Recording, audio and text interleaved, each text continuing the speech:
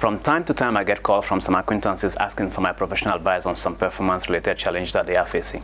Everyone wants to be appraised, however, not all performance appraisal processes turn out to be good. Some lead to very emotional exchanges. What do you do when dealing with performance appraisal problem? Performance problem can be difficult to solve, and it's understandable if you are feeling overwhelmed. It's not always easy to know where to start, but before you get into panic mode, take a moment to watch this video for some helpful tips on how to deal with performance appraisal problem. From understanding the root cause of the problem to finding creative solution, I've got you covered. So let me start. There are 6 basic steps required to handle performance problems. So simple: 1, 2, 3, 4, 5, 6.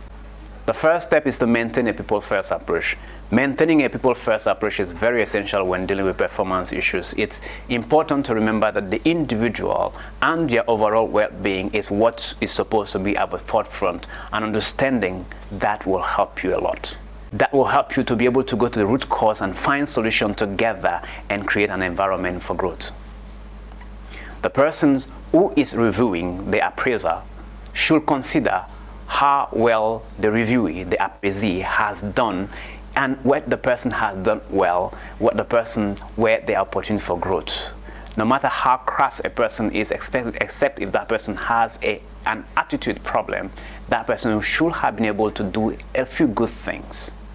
The reviewee, the person who is being appraised, also should be given an opportunity to consider achievement and progress and explain the reason for any shortfall. I'd like you to remember this. People first. Performance management is about employee well-being. The second thing is to identify and agree on the problem. I remember the day Lou, not a real name, called me into her office. I could tell from the tone of her voice that something was not right. I saw Pat sitting in one of the chairs looking visibly upset. Lou told me that there has been some issue with Pat's performance that needed to be addressed. I could see the pain in Pat's eyes as Lou was speaking. It was clear that this was not a situation where simple feedback could suffice. We spent the next few hours talking through the issues. After studying the content of the feedback, I noticed the problem. The problem was set at the onboarding stage. The performance target or expectation were not clearly stated, and the issue was not clearly discussed. The measure to be used was not being used also. We identified the problem. It wasn't easy, but we worked through it together, and eventually it turned out there was a turnaround. Pat became a top performer in his role and went to have a successful career. I'll never forget that day in Lou's office. It was a turning point for both of us, and it showed us the benefit of being on performance metric ahead of time and reviewing the process in the middle instead of waiting till the end. So it's very important for us to get that. The third thing is to establish reason for the shortfall. It was early in the morning when I got a call from Ben, Adasa's manager. He sounded worried and told me that he felt that Adasa was not doing well. He compared Adasa with other colleagues and said that Adasa was falling behind. I immediately got in touch with Adasa and set a performance discussion that included Ben, the manager. We had a long meeting. We realized that the problem for the shortfall was not entirely Adasa's fault. There were external factors beyond her control that were affecting her performance. However, we also realized that there were some things she could do to improve her situation. We worked together and created a plan of action. You could call it a performance improvement plan if you want. And during the discussion with Adasa, we explored 5 areas, 5 questions that I asked. And those are the questions that actually helped me realize that it wasn't entirely Adasa's fault. One was to find out the supervisor's commitment. And these questions can be asked in 2 ways. You could ask the person who is in the appraisal or the person doing the review and the person doing the being reviewed. The first question is, did the individual, the employee, receive adequate information and support with regard to the expectations? The individual will be asked, did you receive adequate support or guidance? And then the vice versa being also asked to the manager. The second thing is a question that will help establish clarity, and that is, did the individual fully understand what they're expected to do? A job description is there, but did they really fully understand? If they do not fully understand what they're expected to do, that becomes another problem. So the supervisor will be asked, do you think the individual fully understand? And you as the individual, do you fully understand? The third thing is a question looking at ability. Is it something that the individual can do? Do they have the ability to be able to perform on the role? The next question will have to be looking at the skill. Do they know how to do it? So they can do it, but do they know how to do it?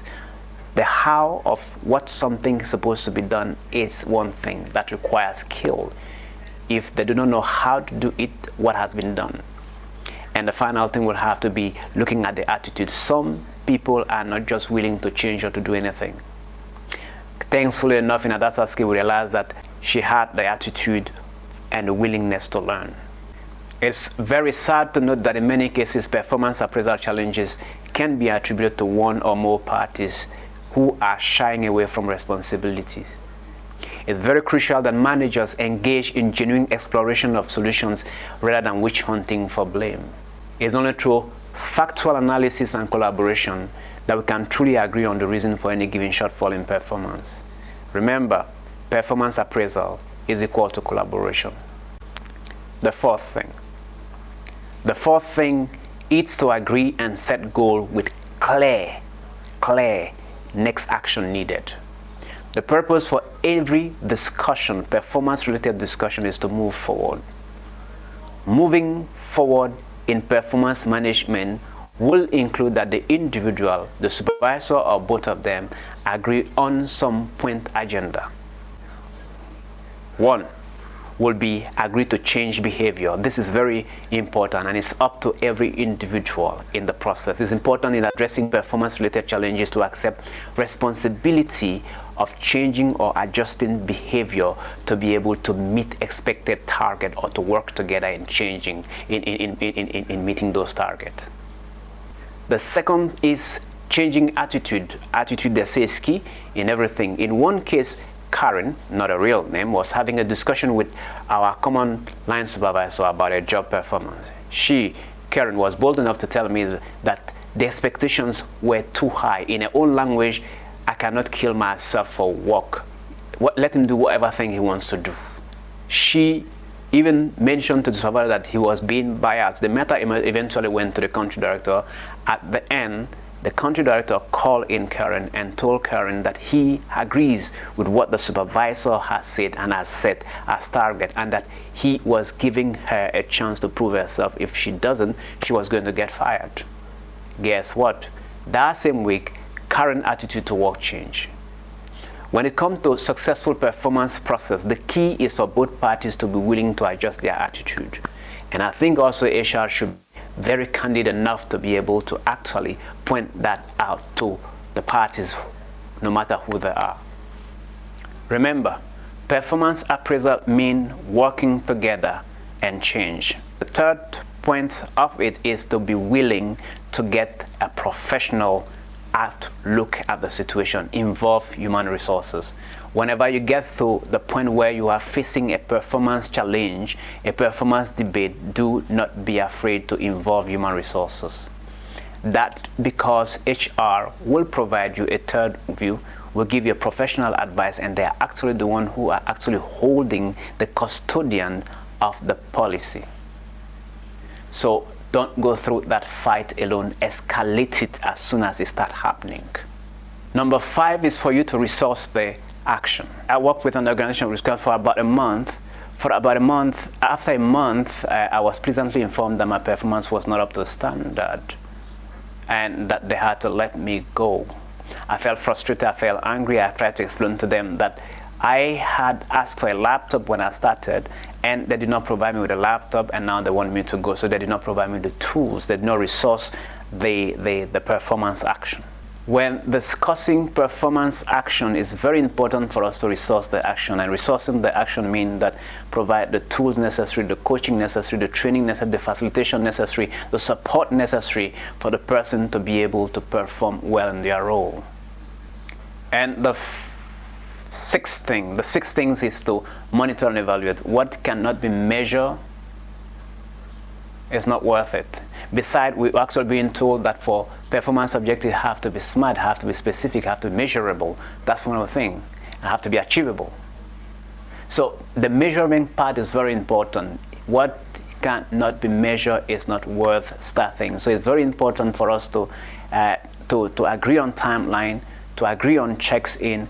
And I will actually advise that whenever somebody is on a performance improvement plan or a performance development plan, not to wait for a long period of time, but have a very consistent and constant regular check-in with the person. I will say weekly. If it's too much, then bi-weekly, so that we don't get exposed to surprises. Try as much as possible to reduce surprises when dealing with performance problem. If all of these things are being tried and the person's attitude is not willing to change, then in that case, action could be taken either to let the person go or to change the person's department. But believe me, no one in the right senses would want to actually not want to progress in life. Guess what? This is what we've got for today. Thank you so much for watching. I trust that you actually have enjoyed what you heard. And if you feel that I have actually left 1 or 2 points from your own arsenal of knowledge on how to deal with performance problem, do not hesitate to just share it with me, and so that I can also carry them along, because no human being is actually a beholder or the compendium of all the knowledge in this world. If you find that this content is actually useful and is relevant, please do not hesitate to share and subscribe. Yes, good news, we are 329 now. I am looking forward. Let's just hike up the number. I want to get to 1,000 subscribers this very year and above that. So come on, let's just spread the good news. Oh yeah, the last time I did mention that I was going to do a video using my own personal experience, how I was cheated, and also how Nigerian workers, actually salary earners, are actually being cheated. I'm going to do that video. It's in my mind. I'm owing you that. Don't worry, it's going to come. Thank you so much for your time. I really appreciate. Once again, I am Anselm, your career breakthrough sidekick, and I am so grateful that we are all here. Bye. See you next time. Catch you when I see you again. Bye.